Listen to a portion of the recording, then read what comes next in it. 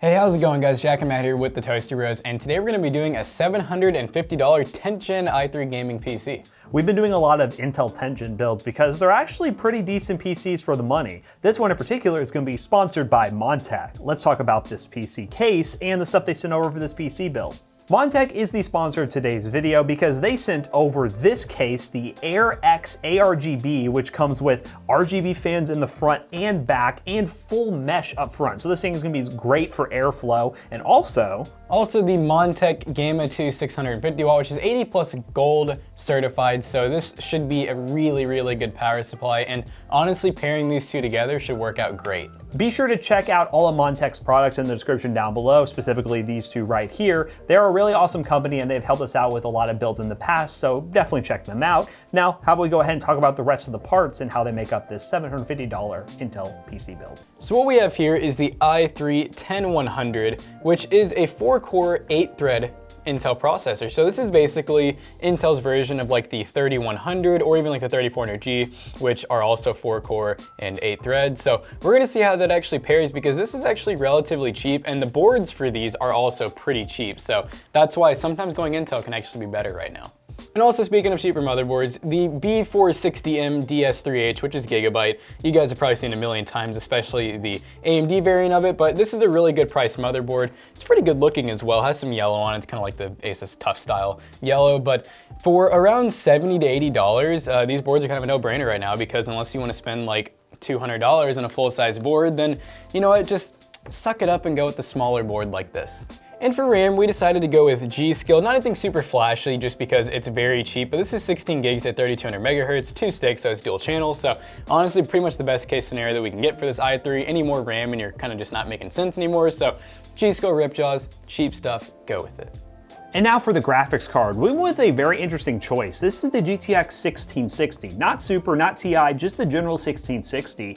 We've seen these go on sale a lot more often nowadays compared to the TI and Super variant, and it's still a pretty awesome card for a $750 PC build. Now obviously, if you can get your hands on a 1660 Super, it will be a better buy at around $230, $240, but they have been going up in price due to availability, so these at sub $200, sometimes on EJB stock around 170, 180 bucks, are actually a really good value option and can beat some of the other options on the market right now. So very excited to see how this pairs with the i3 10100. Now let's talk about this power supply from Montech. This is the Gamma 2 80 plus gold 650 watt power supply. Now, power supply availability is really weird right now, and I'm not totally sure what the availability is of this in the US, but it is coming to the US at some point, so keep an eye out for it. But this is a revised version of the old power supply we used in a future build, which actually we weren't a huge fan of because it had ketchup and mustard cables on a high-end power supply. Weren't a huge fan of that, but this should have flat cables that are going to look a lot nicer in a PC build, so definitely check those out when we do put this together. But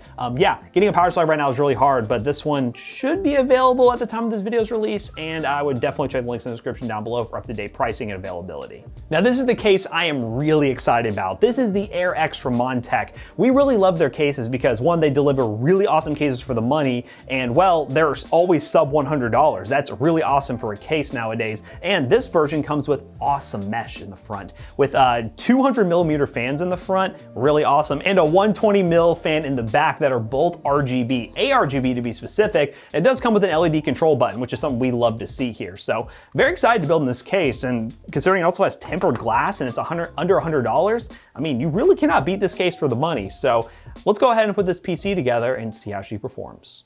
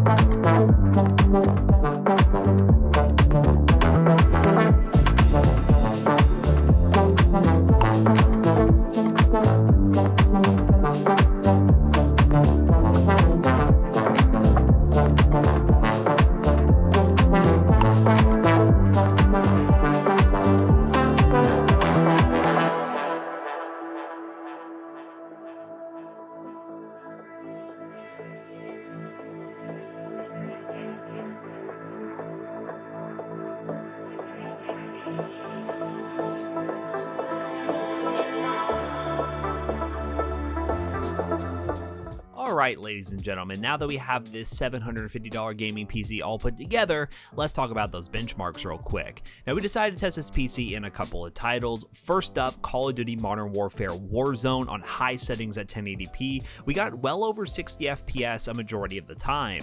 Now, Warzone is a pretty demanding game, and I was very excited to see how this combination of an i3 10100 and 1660 would pair, and honestly, it was very well balanced. I think the i3 10100 is severely underrated right now. The availability of B460 motherboards make it a really compelling option if you're considering something like the Ryzen 3 3100 and 3300X, which at the time of recording this video are very hard to find. Along with the B450 motherboards you need to, well, get a pretty decent value build out of it, you're actually able to find a ton of these Intel B460 boards in stock on Newegg and Amazon, so be sure to use the links in the description down below. We'll try to keep those links as up to date as we can. Inventory is very volatile right now, but we'll do our best. But I've seen a ton of these in stock, so this is a very good option for somebody who's maybe considering that Ryzen 3 3100 but may not be able to get it right now. The i3 10100 is a good option, and these boards will support future upgrades to the next generation of Intel CPUs. So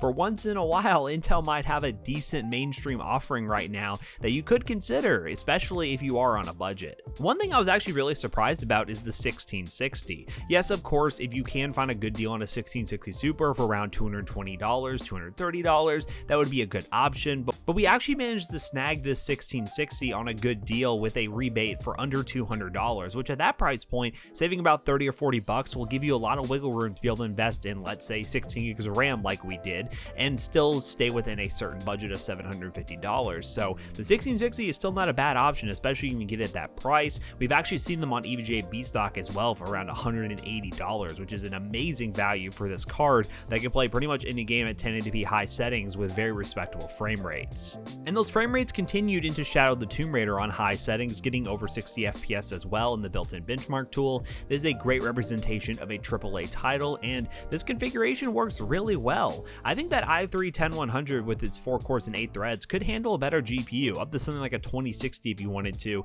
and have no problems whatsoever getting well over 100 FPS in some of these games that we tested. The last game we tested was Overwatch, which was definitely going to run perfectly fine at over 100 FPS on high settings at 1080p. It is a esports title, and this configuration is more than powerful enough to run pretty much any esports game out there. Whether you're playing Valorant, CSGO, Fortnite, or games like Overwatch, this configuration is going to be great for that, especially with the 16 gigs of RAM, which has kind of become the minimum nowadays, especially for a $750 gaming PC. So overall, I'm very impressed with this PC build. It looks really nice and performs very well for the money. I will definitely be recommending the i3 10100 to some people on a budget right now, and those who are just not willing to wait for the Ryzen 3 3100 or 3300X to come back in stock. This is a very compelling option and coming in at a very respectable price point. So how about we go ahead and bring Jackson back in here to wrap this video up real quick. Okay guys, so as you can see, this build, well, it looks good and it also performs good. This Montech case and obviously these really good looking Montech fans that are RGB and they look really good. They're really nice and bright and fully customizable. And honestly, this power supply seemed to work out really well.